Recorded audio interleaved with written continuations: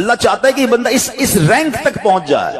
اللہ اس پر آزمائش بھیجتا ہے تاکہ میرا بندہ صبر کر لے تو اس کو وہ مرتبہ عطا ہو جائے. ہائے ہائے، یعنی آزمائش مجھ پر میرے رینک بلند کرنے، میرے درجے بلند کرنے آئی، اور ہائے میری بے صبری کہ میں نے وہ سب ثواب ضائع کر دی. نہ کریں میرے پیارے اسلامی بھائی، مشکلیں آتی ہیں. اچھا پھر پتہ ہے پرابلم کیا ہے؟ ہمارا ایک اور بڑا ایشو ہے، ہم کسی کو مسکراتا دیکھتے ہیں، کسی کو اچھے کپڑے دیکھ لیتے ہیں، کسی کی بڑی گاڑیاں دیکھ لیتے ہیں، کسی کا بڑا گھر دیکھ لیتے ہیں، ہمیں لگتا ہے یار یہ کتنا مزے میں، یار میں ہی اکیلا پریشان ہوں. یہ آپ کی بھول ہے. ایک بات یاد رکھیے گا، زندگی کی گاڑی مسائل کے پہیوں پر ہی چلتی ہے. امیر کے مسئلے اور ہیں، غریب کے مسئلے اور ہیں. شہرت جس کو ملی ہے نا، اس کے پرابلمز اور ہیں. جو غیر معروف ہے اس کے پرابلم اور ہے. زمانے میں ہر کسی کو کچھ نہ کچھ ایشو ضرور ہے. یہ نہ سمجھے کہ یار یہ اتنا مسکرا رہا ہے، کیا پتہ اس مسکراہٹ کے پیچھے کتنے دکھ چھپائے بیٹھا ہے. آپ یقین کریں، بلیو کریں، ایسا نہیں ہے کہ سب لوگ 100% خوشحال ہیں. پرابلم سب کے ساتھ ہوتے ہیں. میں کیا بتاؤں آپ کو، ہمارے پاس تو لوگ دعائیں کروانے آتے ہیں نا، ایسی پرابلم بتاتے ہیں کہ پیروں سے زمین نکل جاتی ہے. بعض اوقات ہم اتنے بڑے گھر میں جاتے ہیں، اس کی گاڑیاں کروڑوں روپے کی کھڑی ہیں، ان سے ملاقات ہوئی، وہ کہتے ہیں حضرت آپ سے الگ سے دعا کروانی ہے. جب وہ بیچارہ اپنا مسئلہ بتاتا ہے نا، ہمیں لگتا ہے یار ہمارا تو غم ہی کچھ نہیں ہے. کتنی بڑی آزمائش سے گزر رہا ہے، کتنی بڑی پرابلم سے گزر رہا ہے. میں آج کی آپ کو مثال دیتا ہوں. ایک ہمارے بہت اچھے بھائی تھے، آج سے کچھ عرصہ پہلے انہوں نے ہمیں ایک ماشاءاللہ پراپرٹی دعوت اسلامی کے لیے بچیوں کے مدرسے کے لیے دی، اور اس کے چند دنوں بعد ان کا وصال ہو گیا. ان کو بیچاروں کو کینسر تھا. میں ان کے گھر پہ دعا کرنے گیا. ان کے بیٹے نے مجھ سے جب گلے لگانا تو بیٹا رونے لگا. اچھا میں سمجھا کہ بیچارہ اپنے والد کو یاد کر کے رو رہا ہے، ظاہر ہے 16 دن پہلے انتقال ہوا. اندر گئے، دعا کی، اس کے بعد میرے کان میں کہتا ہے کہ عبدالرحیم بھائی اس وقت میری زوجہ ہاسپٹل میں ہے. میں نے کہا کیا ہو گیا؟ کہ میری وائف کو بلڈ کینسر ہو گیا ہے. والد کا کینسر میں انتقال ہوا ہے.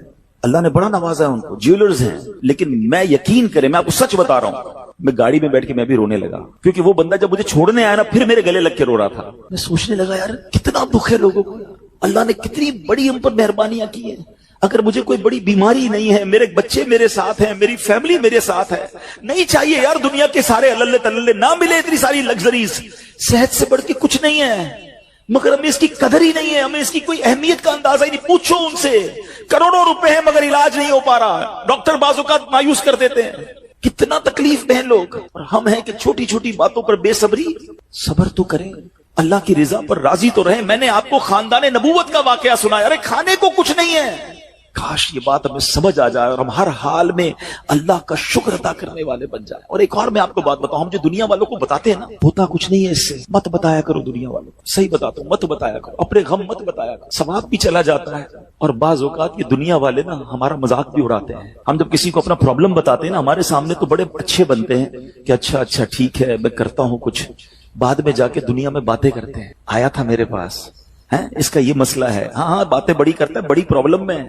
کیوں بتاؤں میں دنیا والوں کو؟ نعت کا شعر ہے نا، کسی کا احسان کیوں اٹھائیں، کسی کو حالات کیوں بتائیں، کیوں بتاؤں میں دنیا والوں کو مجھے کیا غم ہے نا. میرے آقا سلامت رہے ہیں، اللہ کے حبیب علیہ الصلوۃ والسلام ہیں، اور رب عز و جل کی بارگاہ ہے، میں ادھر عرض کروں نا. کسی کا احسان کیوں اٹھائیں، کسی کو حالات کیوں بتائیں. آقا تم ہی سے مانگیں گے تم ہی دو گے، تمہارے در سے ہی لو لگی ہے. ہاں اللہ رسول کی بارگاہ میں عرض کیا، ادھر آنسو بہاؤ، نہ بتاؤ دنیا والوں کو. ایک اور کمال کا شعر ہے کہ دنیا والے تو درد دیتے ہیں، زخمی دل کی دوا مدینہ ہے. تو جب دنیا والوں نے کوئی ہمارا بھلا کرنا بھی نہیں، نہ ان کے ہاتھ میں ہے، شفا دینے والی ذات میرے رب کی، برکت دینے والی ذات میرے رب کی، تو اللہ سے ہی باتیں کرو نا. تو آج سے یہ ذہن بنا لے میرے پیارے اسلامی بھائی، مشکل آنی ہے تو صبر کے ساتھ وہ وقت گزارنا ہے، اللہ کی رضا پر راضی رہنا ہے. وہ بڑا کریم ہے، وہ اپنے غیب کے خزانوں سے آپ کو عطا فرمائے. توجہ بیان کی طرف رکھیے گا. اور اب آتے ہیں اس پورے واقعے سے ایک اور خوبصورت بات جو ہمیں سیکھنے کو ملی، اور وہ بات کیا ہے کہ نبی پاک کے خاندان کی سخاوت کیسی تھی. مولا علی شیر خدا کے پاس صرف 6 درم تھے، آپ نے وہ سب کے سب دے دیے. مگر آج حال یہ ہے کہ لوگ اپنی زکوٰۃ ادا نہیں کرتے. آج زکوٰۃ لوگوں کو بھاری پڑنے لگ گئی ہے. جب کیلکولیٹ کرتے ہیں کہ جناب کروڑوں روپے زکوٰۃ، تو اس کے بعد ان کو بھاری لگتی ہے. نہ کریں ایسا. یہ زکوٰۃ مال کا میل ہے، اور اگر یہ مال کا میل آپ کے مال سے جدا نہ ہوا تو یہ آپ کے مال کو بھی میلا کر دے گا. ایک بات یاد رکھیے گا، سرکار دو عالم صلی اللہ تعالی علیہ وسلم کا یہ فرمان ہے، اپنی زکوٰۃ ادا کر کے اپنے مال کو مضبوط قلعوں میں قید کر لو. اگر میں اور آپ چاہتے ہیں نا کہ میری آپ کی پراپرٹی سیکیور رہے، ہمارے مال و اسباب سیکیور رہے، تو حدیث پاک میں تو فارمولہ موجود ہے. کہ اپنے مال کو زکات دے کر مضبوط قلعوں میں قید کر لو، لیکن یہاں زکات دینے کے لیے تیار نہیں لوگ، لمسم نکال دیتے ہیں، کیلکولیٹ نہیں کرتے۔ یاد رکھیے یہ مال ہی عذاب بن جائے گا اگر آپ زکات پوری ادا نہیں کرتے۔ اگر ہمارے پاکستان میں سارے سرمایہ دار کچھ نہ کریں، اپنی زکات پوری ادا کر دیں، سارے زمیندار اپنی زکات پوری ادا کر دیں، آپ اپنی آنکھوں سے دیکھیں گے کہ غربت کتنی جلدی ختم ہوتی چلی جا رہی ہے۔ میں نے ایک بار کیلکولیشن کی، ذرا سنیے گا۔ پاکستان زرعی ملک ہے، ٹھیک ہے، اور اس کی زراعت کی جو کیلکولیشن ہے وہ انٹرنیٹ پر موجود ہے، you can search your self. آپ چیک کر لیں کہ 2023 میں پاکستان کی ٹاپ 20 کراپس کون کون سی ہوئی ہیں، آپ انٹرنیٹ پر خود ڈھونڈ لیں، آپ کے سامنے اس کراپ کی کیلکولیشن بھی آ جائے گی کہ اتنے ملین ٹن، اتنے جناب کروڑ کے جی جو ہے وہ گندم ہوا، تو کاٹن ہوا، تو فروٹس ہوئے، تو شوگر ہوئی۔ پاکستان کو اللہ نے بڑا نوازا ہے۔ شریعت کا حکم کیا ہے؟ جس اللہ رسول کی ہم بات کر رہے ہیں، جس اسلام کو ہم نے قبول کیا ہے، شریعت کا حکم یہ ہے کہ اگر آپ کی فصل اگتی ہے تو اس فصل میں اگر بارش کا پانی ہے اور آپ اپنا پانی پرچیز نہیں کر رہے اور صرف بارش سے آپ کی فصل اگ رہی ہے، تو جتنی فصل اگی 10% عشر کیا کہتے ہیں 10ویں حصے کو، وہ آپ نے نکال دینا ہے اللہ کی راہ میں، وہ غریبوں کا حق ہے، وہ زکات ہے زمین کی۔ اور اگر آپ پانی ٹیوب ویل وغیرہ سے لیتے ہیں، پیسوں سے خریدتے ہیں، تو 5%۔ آپ بلیو کریں، میں بیٹھا کیلکولیٹر لے کر کہ پاکستان کی ٹاپ 10 کراپس کتنی ہوتی ہیں، اس کی مالیت کتنی ہے، اس کی ویلیو کتنی ہے، وہ میں نے بنائی اور اس کا 5% لگایا جو دینا ہی دینا ہے۔ آپ یقین کریں وہ بھی خربوں روپے میں بن گیا۔ یہ خربوں روپے کہاں ہیں اگر ہم زکات دیتے تو؟ کتنے غریبوں کا بھلا ہو جاتا، کتنے گھر خوشحال ہو جاتے۔ اچھا یہ تو صرف زمین کی زکات ہے، پراپرٹیز کی زکات اربوں خربوں روپے کے لوگ مالک ہیں، مگر جب کیلکولیٹر چلاتے ہیں نا، ہوئے ہوئے ہوئے زکات جناب 10 کروڑ روپے بن جائے گی، تو پھر بھاری لگتی ہے۔ اللہ کے بندے، اللہ نے 4 ارب دیے ہیں تو 10 کروڑ زکات ہے نا، تو ٹینشن گائے کی ہے، شکر ادا کرو۔ اللہ نے دینے والا بنایا، مانگنے والا نہیں بنایا۔ مگر آج زکات بھاری پڑ گئی ہے۔ آپ کو پتہ ہے قارون کیوں دسایا گیا تھا؟ قارون یہ حضرت موسیٰ کا کزن تھا، یہ تورات کا عالم تھا اور بڑا عالم دین تھا، مگر جب حضرت موسیٰ نے اس کو زکات کا حکم دیا نا، اس کے پاس کتنے پیسے تھے کہ قرآن کہتا ہے اس کی خزانوں کی چابیاں ایک جماعت لے کر چلتی تھی، خزانے نہیں، صرف کیز آف دا ٹریجر، اتنا خزانہ تھا۔ مگر کیا ہوا یہ کہ جب حضرت موسیٰ نے اس کو کہا، اچھا اس زمانے پتہ زکات کتنی تھی؟ ابھی تو 100 پہ 2.5 ہے نا، 1000 پہ 1۔ آپ نے فرمایا ہر 1000 پر 1 تم نے زکات دینی ہے۔ اس نے کیلکولیٹ کیا تو بہت بنتے تھے، حضرت موسیٰ کے خلاف ہو گیا، زکات کا انکار کیا، اپنے خزانوں کے ساتھ زمین میں دھسا دیا گیا۔ پلیز خدا کے واسطے اس آواز کو سب مل کر آگے بڑھائیں۔ میں تو یہ سمجھتا ہوں جس طرح ہم نماز کی بات کرتے ہیں کہ نماز پڑھو، زکات دیں، بے شک کسی کو بھی دیں، جو حقدار ہے اس کو دیں، مگر زکات پوری دیں۔ پاکستان خوشحال ہو جائے گا، غریبوں کا بھلا ہو جائے گا۔ لیکن زکات جس کی ہزاروں لاکھوں میں شاید وہ نکال دیتا ہے، مگر جب زکات کروڑوں میں ہو رہی ہے تو لوگوں کے دلوں پر بوجھ بنتی جا رہی ہے۔ اس کو بوجھ نہ بننے دینا۔ میں ایک دعا کرتا ہوں آج، اگر آپ کو لگے تو آپ بھی آمین کہہ دینا۔ اپنے لیے تو میں کئی بار یہ دعا کرتا ہوں کہ یا اللہ مجھے وہ مال نہ دینا جس کی زکات مجھ پر بھاری ہو جائے۔ اہو آمین۔ یا اللہ وہ مال دینا کہ میں خوش دلی سے تیری راہ میں زکات دوں۔ اچھا یہ بھی بڑا ایشو ہے، پیسے نکلتے ہیں تو بھاری بڑے پڑتے ہیں۔ اللہ فرماتا تم اس وقت تک بھلائی کو نہیں پہنچ سکتے جب تک اپنی پیاری چیز راہ خدا میں خرچ نہ کرو۔ آپ بہترین خرچ کرو نا، اللہ آپ کو اس سے زیادہ عطا فرمائے گا۔ اچھا جب بھی کیلکولیٹر، دیکھیں کچھ چیزیں کیلکولیٹر سے کیلکولیٹ ہوتی ہیں، مگر اللہ کی راہ میں جو خرچ کرنے والا معاملہ ہے نا، وہ رحمت کے کیلکولیٹر سے کیلکولیٹ ہوتا ہے، وہ میرے اور آپ کے کیلکولیٹر سے کیلکولیٹ نہیں ہوگا۔ آپ حساب کریں گے کہ یار مولانا صاحب کہہ رہے ہیں اللہ کی راہ میں خرچ کرنے سے مال کم نہیں ہوتا، کروڑ روپے ہیں، 2.5 لاکھ زکات دوں گا تو 97.5 بچ گئے، یہ تو کم ہو گئے۔ آپ اس کو کہیں نوٹ کر لیجئے، اگلے سال آپ کروڑ روپے کی زکات نہیں دے رہے ہوں گے، آپ اس سے زیادہ کی زکات دے رہے ہوں گے۔ یہ کیسے؟ جو بھی زکات دیتا ہے آپ اس کو پوچھ لیجئے، ہر سال اس کی زکات بڑھتی ہے۔ کیوں بڑھتی ہے بھائی؟ زکات تو کم ہو، پیسے کم ہونے چاہیے تھے۔ نہیں جناب، یہ میرے نبی علیہ الصلوۃ والسلام کا وعدہ ہے۔ ویسے تو میرے آقا جو فرمائے حق ہے، مگر اس حدیث میں اللہ کے رسول علیہ الصلوۃ والسلام نے قسم اٹھائی۔ آپ فرماتے ہیں میں قسم کھا کر کہتا ہوں اللہ کی راہ میں خرچ کرنے سے مال کم نہیں ہوتا۔ پھر تو لاک کر دو نا، پھر تو سمجھ جاؤ کہ جب نبی پاک قسم اٹھا کر فرما رہے ہیں۔ اچھا پھر آپ سب کو دیکھ لیں، جو بانٹ رہا ہے نا ہم ہر سال اس کا بڑھتے ہوئے دیکھ رہے ہیں، کم نہیں ہوتا۔ یہ بے وقوفی ہے جو یہ سوچتا ہے کہ یار دے دوں گا تو کم ہو جائے گا، نہیں۔ اور پھر میں آخری بات کر دوں اپنے بیان میں، جو ایک اور ایشو جو بہت بڑا ہم دیکھتے ہیں، ایک تو زکات پوری دینی ہے، اور انجوائے کر کے دینی ہے، خوش دلی سے دینی ہے، مزے لے کر دینی، یہ نہیں کہ دل پر بوجھ، یار کیا کروں 1 سال ہو گیا اب تو زکات دینی پڑے گی، نہیں یہ نہیں، دو اور انجوائے کرو، اللہ کی راہ میں خوش دلی سے دو۔ ایک واقعہ سن لیں، بات اور کلیریفائی ہو جائے گی۔ حضرت ابو جعفر اپنے زمانے کے بڑے ابدال ہیں، ان کے گھر میں ایک فقیر آیا تو انہوں نے اپنی زوجہ کو کہا کہ اپنے پاس کیا ہے دینے کے لیے؟ کہ حضور صرف 4 انڈے ہیں گھر میں، نتھنگ ایلس، 4 eggs only۔ کہا یہ 4 ہی دے دو، ایمان اور عقیدہ اور بلیف دیکھیں، 4 دے دو، 4 دے دیے۔ تھوڑی دیر بعد دروازے پر دستک ہوئی، دیکھا تو ایک بندہ ٹوکری لے کر آیا، کہا کیا ہے؟ بیگم سے پوچھا، کہا آپ کے دوست نے انڈے بھجوائے ہیں۔ کہا کتنے آئے ہیں؟ کہا صاحب ذرا سنیے گا، کتنے آئے؟ تو کہا کہ 30 آئے ہیں۔ کہا 30 کس حساب سے آئے؟ ہم نے تو 4 دیے تھے نا۔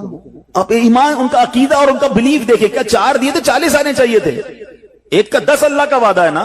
تو کہا حضور آئے تو 40 ہیں مگر 10 انڈے ٹوٹے ہوئے ہیں۔ تو آپ نے اپنی زوجہ سے پوچھا کہ سچ بتاؤ، جو تم نے 4 دیے تھے اس کی کنڈیشن کیا تھی؟ کہ حضور بات یہ، جب میں نے 4 دیے تھے نا اس میں بھی 3 ثابت تھے، ایک ٹوٹا ہوا ہی تھا۔ یہ فارمولا آج یاد کر لو، پورے دو گے پورے ملیں گے، ٹوٹے دو گے ٹوٹے ملیں گے۔ اب آپ چیک کیجئے کہ جب اللہ کی راہ میں خرچ کرنے کی باری آتی ہے، میں اپنا مال دل سے نکلتے ہوئے دکھ ہو رہا ہے یا خوشی ہو رہی ہے، بہترین دے رہا ہوں یا بچانے کی کوشش کر رہا ہوں؟ ہمیشہ یاد رکھیں، ہم اللہ کی راہ میں خرچ کرتے ہیں، ہمارے پیسے نہیں پہنچتے وہاں پر، وہاں نیت پہنچتی ہے۔ اب مجھے بتاؤ نا یار، ہم اپنے لیے خرچ کرتے ہیں بہترین کھانا، بہترین لباس، اور غریب کو دینا ہے تو بچا ہوا لیفٹ اوور۔ اب اچھا اب میں کہتا ہوں 100 بندوں کو نہیں کھلا سکتے، نہ کھلائیں، 2 کو کھلائیں، اچھا کھلائیں، کوئی بات نہیں۔ آپ کسی کے دل میں خوشی تو داخل کریں، اپنے گھر والوں کے لیے لباس خرید لیں، 2 غریب بچوں کے لیے ویسا ہی لباس خرید لیں، پھر دیکھیں آپ کو کیسی برکتیں ملتی ہیں۔ تو ہمیں اس بار یہ ایک انداز اختیار کرنا ہے کہ ہم نے اللہ کی راہ میں بہترین خرچ کرنا ہے۔ اس کو ہمیں غلطی کیا کرتے ہیں؟ فطرے کی، جو فطرے کی جو بات ہے اس میں آپ کو ایک بات بتاتا ہوں۔ فطرہ حدیث پاک میں 4 قسم کا بیان ہوا ہے، گندم کا، جو کا، کشمش کا اور کھجور کا، ٹھیک ہے؟ لیکن ہم بچپن سے سن رہے ہیں، جب بھی فطرے کی باری آتی ہے ہم پہلے 50 روپے تھا وہ دے دیا، 100 دے دیا، 200 دے دیا، 300 دے دیا۔ ہمیں یہ پوری حدیث یا تو ہم نے پڑھی نہیں تھی یا ہمارے ذہن میں نہیں تھی، مگر حدیث پاک میں 4 قسم کا فطرہ بیان ہوا ہے۔ غریب آدمی گندم کا فطرہ دے دے کوئی بات نہیں، مگر جو روزانہ بہترین افطاری کر رہا ہے، بہترین کھانے کھا رہا ہے، سچ بتاؤ اس کو کون سا فطرہ دینا چاہیے؟ میری افطاری روز اجوا کھجور سے ہے اور عید والے دن میں گندم کا فطرہ دے آتا ہوں۔ ہمیشہ یاد رکھے، اچھا خرچ کرے نا۔ اس بار فطرہ جس کو اللہ نے جیسا نوازا ہے، غریب آدمی کے لیے بات نہیں کر رہا، جس کو نوازا ہے رب نے۔ کیا ہم کبھی ایسا کرتے ہیں کہ عید کی شاپنگ کے لیے جائیں دکاندار سے کہیں کہ یار جو کپڑا سب سے سستا ہے وہ نکال دو، سب سے سستے جوتے نکال دو، میں نے عید پڑھنی ہے؟ بہترین چاہیے، اپنے لیے بہترین لینا ہے، اللہ کی راہ میں لوئسٹ والا فطرہ دینا ہے۔ خود غور کریں، خرچ کیجئے گا، دل سے کریں، اللہ اور نوازے گا۔ اور یہ تو وقت ہے لوگوں کو بانٹنے کا، یہ وقت ہے مسلمان بھائیوں کا ہاتھ پکڑنے کا، غریبوں کی مدد کرنے کا، کسی کی افطاری اچھی کر دیں، کسی کی سحری اچھی کر دیں، کسی کو لباس دے کر اس کی عید اچھی کر دیں، نہ جانے کس کی دعا کے صدقے آپ کا بیڑا پار ہو جائے گا۔ تو اے میرے پیارے اسلامی بھائیوں، جو میں نے مولا علی شیر خدا کرم اللہ تعالی وجہ الکریم اور ان کے خاندان کا واقعہ سنایا، اس میں میسج ہی یہ تھا کہ سخاوت اس کو کہتے ہیں، یہ ہے اللہ کی راہ میں خرچ کرنا جو کیسے بلاؤں کو اور بیماریوں کو دور کرتا ہے۔ مگر آج حال یہ ہے، یقین جانے دکھ ہوتا ہے جب ہم ملتے ہیں لوگوں سے، ان کی ویلتھ پتہ ہوتی ہے مگر زکات پوری دینے کے لیے کوئی تیار نہیں ہے۔ خدا رسول کے واسطے آپ بھی اور یہ پیغام کو عام کریں۔ میں نہیں کہتا آپ دعوت اسلامی کو دیں، زکات تو پوری دو یار، یہ وہ مال ہے جو آپ مارے جاؤ گے، یہ مال آپ کے لیے عذاب کا باعث بن جائے گا۔ اور واللہ میں 2-4 دن پہلے ایک بزنس مین کے پاس گیا، بعض اوقات ہمیں بزنس مین بھی سکھا رہے ہوتے ہیں، کیا کمال کی اس نے مجھے بات کہی۔ وہ کہتا ہے عبدالحبیب بھائی میرا یہ پیغام ذرا بزنس کمیونٹی تک پہنچائیے گا کہ جو زکات نہیں دیتے نا اور جو خرچ نہیں کرتے، ان کو پتہ ہی نہیں ہے وہ کتنا بڑا لاس کر رہے ہیں۔ میں جب سے میں نے بانٹنا شروع کیا ہے، میرے مال میں ایسے برکت آئی ہے، میں خود حیران ہوں۔ میرے سامنے ڈیل ہوتی تھی وہ مجھے نظر نہیں آتی تھی، میں ادھر اللہ کی راہ میں صدقہ کرتا ہوں، ایسا لگتا ہے آنکھوں سے پردہ اٹھتا ہے، میرا کام ہو جاتا ہے۔ تو ان کو بتائیے آپ اپنا خود نقصان کر رہے ہیں اللہ کی راہ میں خرچ نہ کر کے۔ تو یہ ڈیوٹی ہے، بچپن سے سنا تھا اسلام کے 5 پلر ہیں، توحید، روزہ، نماز، حج اور زکات۔ ہم زکات کو تو ایسے اگنور کر بیٹھے ہیں کہ جناب دے دی اپنی مرضی سے، کوئی 5 لاکھ دیتا ہے، کوئی 10 لاکھ دیتا ہے، زکات کس کو جا رہی ہے یہ بھی نہیں سوچ رہے کہ میری زکات کا یہ مستحق ہے کہ نہیں، میں جس آرگنائزیشن کو دے رہا ہوں اس کے پاس کوئی زکات ادا کرنے کا صحیح فارمولا ہے کہ نہیں، کہ میں جس بندے کو دے رہا ہوں وہ زکات کا مستحق ہے کہ نہیں, بس سر سے ایک بوجھ اتارنا ہے, لم سم اماؤنٹ دے دینی ہے, یہ نہیں چلے گا. خدا را یاد رکھیے, زکات پوری کیلکولیٹ کرنا بھی آپ کی ذمہ داری ہے اور صحیح مستحق تک پہنچانا بھی آپ کی ذمہ داری ہے. اور آپ بلیو کریں, جس دن آپ نے یہ کام کر لیا آپ ملٹیپلیکیشن دیکھیں گے, آپ اپنے غم اور اپنی پریشانیاں دور ہوتے ہوئے دیکھیں گے. میں رب کریم سے دعا کرتا ہوں اللہ ہمیں دل کھول کر اپنی راہ میں خرچ کرنے کی توفیق عطا فرمائے. اور پھر سب سے پہلا حق آپ کی زکات کا وہ حق ہے آپ کے اپنے غریب رشتہ داروں کا. اپنے غریب رشتہ داروں کو آپ دیجئے زکات, کیونکہ جو اپنے رشتہ داروں کو زکات دیتا ہے, صدقہ کرتا ہے, اس کو ڈبل ثواب ملتا ہے, ایک صدقہ دینے کا, ایک صلہ رحمی کرنے کا. اور پھر آپ کے غریب رشتہ داروں سے بات زکات بچ جائے تو پھر میری گزارش ہے کہ دعوت اسلام کتنے بڑے پیمانے پر دنیا میں کام کر رہی ہے, تو اپنی زکات کا اپنا حصہ جو ہے اس میں ضرور عطا فرمائیں. اللہ کریم ہم سب کا جمع ہونا اپنی بارگاہ میں قبول فرمائے, آمین بجاہ النبی الامین صلی اللہ تعالی علیہ وسلم.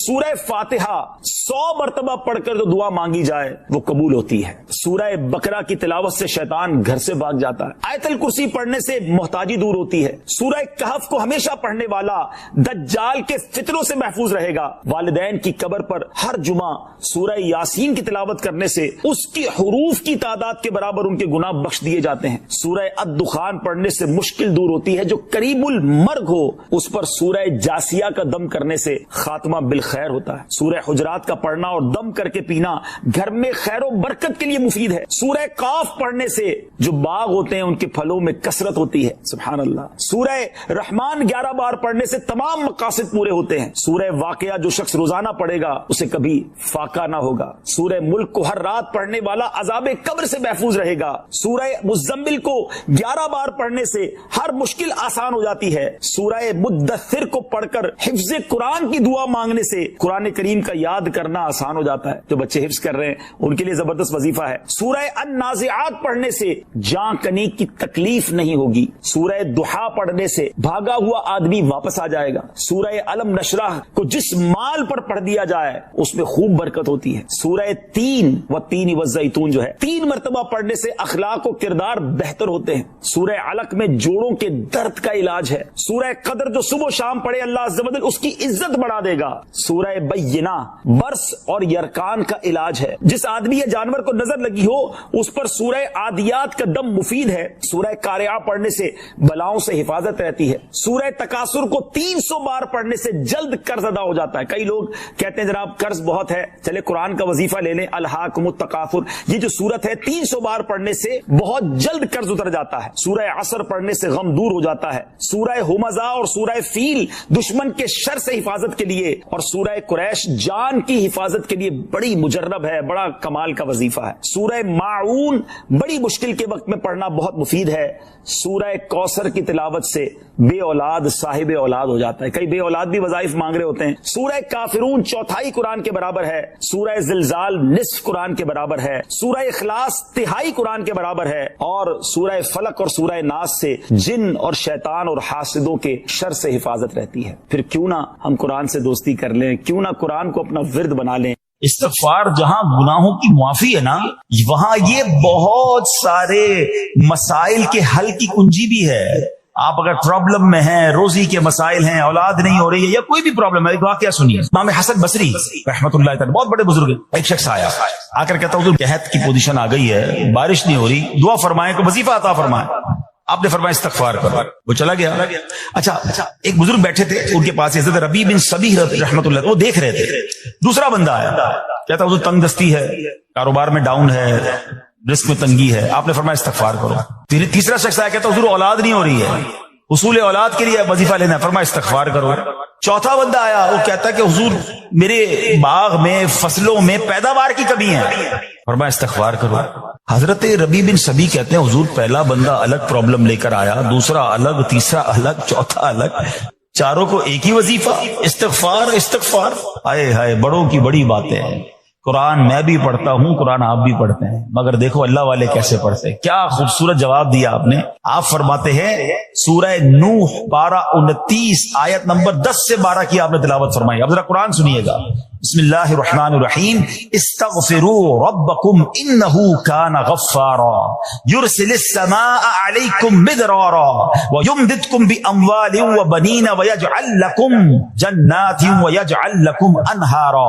سبحان اللہ. ذرا سنیے گا, اپنے رب سے معافی مانگو. استغفروا ربکم انہ کان غفارا, بے شک وہ بڑا معاف کرنے والا ہے. اب دے گا عطا, کیا فرمائے گا؟ یرسل السماء علیکم مدرارا, وہ تم پر موسلا دھار بارش بھیجے گا. وَيُمْدِدْكُمْ بِأَمْوَالٍ وَبَنِينَ وَيَجْعَلْ لَكُمْ جَنَّاتٍ وَيَجْعَلْ لَكُمْ أَنْهَارًا. فرمایا اور مالوں اور بیٹوں سے تمہاری مدد فرمائے گا, اور تمہارے لیے باغات بنا دے گا, اور تمہارے لیے نہریں بنائے گا. باغات بھی بڑھ رہے ہیں, اولاد بھی عطا ہو رہی ہے, مال بھی بڑھ رہا ہے, بارش بھی ہو رہی ہے. اس چیز سے, استغفار سے. تو استغفار یہ آپ کے بہت سارے پرابلمز کا حل ہے, مسائل کا حل ہے. بس اپنی زبان استغفار سے تر رکھے. اچھا, پھر اس میں تھوڑی سی شرمندگی بھی ہو. ایسا نہیں کہ استغفار بھی ہو رہا ہے اور دماغ کہیں اور ہے, مسکرا بھی رہے ہیں, ہنس بھی رہے ہیں, اور استغفر اللہ, کسی سے معافی مانگتے ہوئے ہنستا ہے کیا بندہ؟ استغفر اللہ ربی من کل ذنب واتوب الیہ, یا اللہ میں اپنے سارے گناہوں سے تجھ سے معافی مانگ رہا ہوں. بہت سارے استغفار کے سیکھ ہیں. استغفر اللہ العظیم من کل ذنب عظیم, اے اللہ میں تجھ سے استغفار کرتا ہوں, وہ رب جو بہت عظیم ہے, اپنے سارے بڑے گناہوں سے میں استغفار کرتا ہوں. الگ سیغوں سے اللہ کی بارگاہ میں استغفار کریں. ہو سکے تو کبھی گناہ یاد آئیں تو آنسو بھی بہ رہے ہوں, مگر یہ استغفار اللہ کو بڑا پسند ہے. رنج و غم مٹانے والے آقا رسول خدا احمد مجتبی صلی اللہ تعالی علیہ وآلہ وسلم نے فرمایا, جو مجھ پر ایک مرتبہ درود پاک پڑھے اللہ پاک اس پر 10 رحمتیں نازل فرمائے گا. جو مجھ پر 10 بار درود پاک پڑھے رب کریم اس پر 100 رحمتیں نازل فرمائے گا. اور جو مجھ پر 100 مرتبہ درود پاک پڑھے اللہ پاک اس کی دونوں آنکھوں کے درمیان لکھ دے گا کہ یہ بندہ منافقت اور جہنم کی آگ سے آزاد ہے. سبحان اللہ. نام حضرت پہ لاکھ بار درود, نام حضرت پر لاکھ بار درود, بے عدد اور بے شمار درود. ہم کو پڑھنا خدا نصیب کرے, دم بدم اور بار بار درود. مومنو آپ پر پڑھے جاؤ با ادب اور با وقار درود. جو محب نبی ہے اے کافی, جو محب نبی ہے اے کافی, چاہیے اس کو بار بار درود. ذرا غور کیجئے کہ 100 بار درود پاک پڑھنے میں وقت ہی کتنا لگتا ہے, انعام کتنا بڑا ہے کہ اس کی دونوں آنکھوں کے درمیان یہ لکھ دیا جاتا ہے کہ یہ بندہ منافقت اور جہنم کی آگ سے آزاد ہے. الصلاۃ والسلام علیک یا رسول اللہ, یہ بھی درود پاک ہے. صلی اللہ تعالی علی محمد صلی اللہ علیہ وسلم, یہ بھی درود پاک. آپ اگر شارٹ سے مختصر سے درود پاک پڑھنا شروع کریں تو غالباً 15 سے 20 منٹ میکسیمم آپ کے 100 درود پاک پورے ہو جائیں گے. اور انعام اتنا بڑا, میں چوٹ کرنے کے لیے کہتا ہوں, اگر ہمیں یہ کہا جائے کہ جناب 100 بار جو درود پاک پڑھے گا اس کو 10,000 روپے ملیں گے, بندہ کہے یار 15 منٹ میں 10,000 روپے, 1000 بار درود پاک پڑھے گا تو 1,00,000 روپے ملیں گے. سبحان اللہ. اب دنیا کا اگر کوئی انعام اعلان کر دیا جائے تو سارے لوگ اسے کرنے کے لیے تیار ہو جاتے ہیں. یہ آخرت کا کتنا بڑا انعام ہے. ہر درود پر 10 رحمتیں. آپ یقین کریں کروڑوں روپے خرچ کر کے بھی ایک رحمت نہیں خریدی جا سکتی. اللہ نہ چاہے جس پر رحمت, کون رحمت لے سکتا, مگر درود پاک سبحان اللہ ہر درود پر رحمتیں برس رہی ہیں. اس وقت جو حالات چل رہے ہیں, معاملات چل رہے ہیں, ہم سب چاہتے ہیں ہماری بھی حفاظت رہے, ہمارے بچوں کی, ہمارے کاروبار کی, ہمارے گھر بار کی حفاظت رہے. ہم سفر پر جائیں تو خیر سے جائیں, واپس بھی خیر سے آئیں. تو سبحان اللہ مجھے بتائیے جس پر رحمت الہی برستی رہے تو اس کی کیسی حفاظت ہو جائے گی. تو گھر سے نکلے تو درود پڑھیں, سفر میں درود پڑھیں, بچوں کو کہیں کہ وہ گھر پہ درود پاک پڑھیں, تو انشاءاللہ یہ سارا رحمتوں کا حصار جو ہے ہمارے ارد گرد رہے گا. اللہ مجھے بھی اور آپ کو بھی کثرت سے درود پاک پڑھنے کی توفیق عطا فرمائے.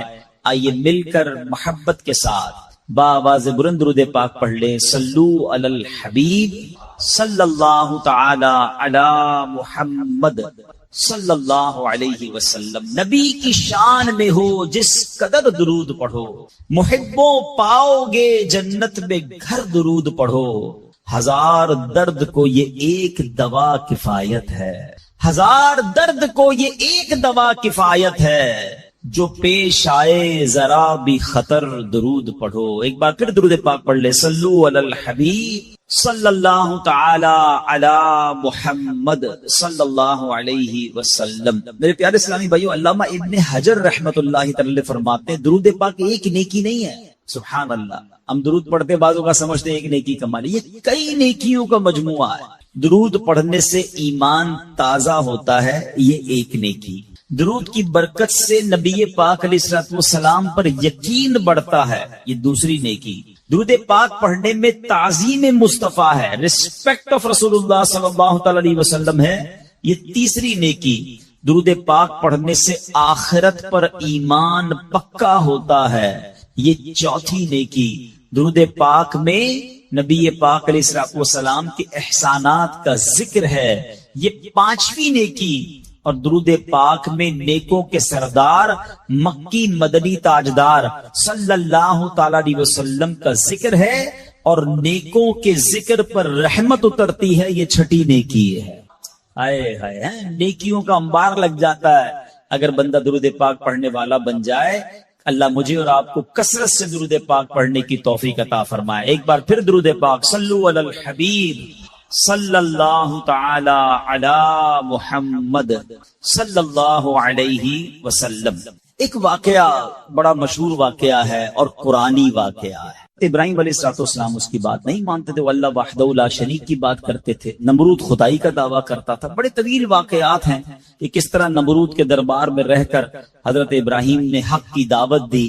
نمرود نے کہا کہ میں خدا ہوں، تو آپ نے فرمایا خدا تو وہ ہے جو زندہ کرتا ہے۔ تو نمرود نے کیا کیا، ایک بندہ جس کو سزائے موت سنا دی گئی تھی اس کو جیل سے نکال کے رہا کر دیا، کہا دیکھو میں نے بھی زندہ کر دیا، اس کی تو موت لکھی ہوئی تھی نا، سزائے موت ہو گئی تھی، میں نے اس کو فارغ کر دیا۔ آپ نے فرمایا اللہ تو وہ ہے جو موت دیتا ہے۔ تو اس نے ایک عام بندے کو پکڑا اور اس کو قتل کا حکم دے دیا، اس کو مار دیا، کہا کہ موت تو میں بھی دیتا ہوں۔ حضرت ابراہیم علیہ السلام نے کہا کہ میرا رب وہ ہے جو مشرق سے سورج کو نکال کر مغرب میں طلوع کرتا ہے، اگر تو خدا ہے تو مغرب سے نکال کر دکھا۔ اب اس کے پاس کوئی جواب نہیں تھا، یہ کیسے کر سکتا ہے کوئی؟ تو بہرحال کمال کا جذبہ تھا، کمال کا یقین تھا اللہ وحدہ لا شریک پر، ایسا یقین، سبحان اللہ۔ اب جب نمرود نے دیکھا کہ کوئی بات یہ ماننے کے لیے تیار نہیں ہے، تو ان بدبختوں نے یہ فیصلہ کیا کہ حضرت ابراہیم علیہ السلام کو آگ میں ڈال دیا جائے۔ اچھا وہ کوئی نارمل آگ نہیں تھی، ایسی آگ نہیں تھی کہ لکڑیاں لگائیں اور جناب بندے کو ڈالنا ہے، ایک ایسی آگ تھی کہ جو اس وقت تک اتنی بڑی آگ لگائی نہیں گئی تھی، اور ایسی آگ تھی کہ کوئی پرندہ بھی اوپر سے گزرتا تھا تو وہ گزر نہیں پاتا، جل کے اس کے اندر کوئلہ بن جاتا تھا، اور حضرت ابراہیم علیہ السلام کو اس آگ میں پھینکا جانے لگا۔ دیکھیں آج بھی اگر کوئی جیل میں قید ہو نا، سزا سنا بھی دی گئی ہو، تو اس کو یقین ہوتا ہے کہ کوئی نہ کوئی راستہ نکل آئے گا، ضمانت ہو جائے گی۔ یہاں تک کہ سزائے موت کے قیدیوں کو بھی یقین ہوتا ہے کہ چلے کوئی نہ کوئی چانس ہوگا، کوئی سزا معاف ہو جائے گی، کوئی عمر قید میں تبدیلی ہو جائے گی۔ سنا ہے پاکستان کی جیلوں میں کئی سال سے لوگ ہیں سزائے موت کے قیدی ہیں، مگر ان کو سزائے موت نہیں ہو رہی، تو کوئی نہ کوئی یقین یا امید رہتی ہے۔ حضرت ابراہیم علیہ السلام کو آگ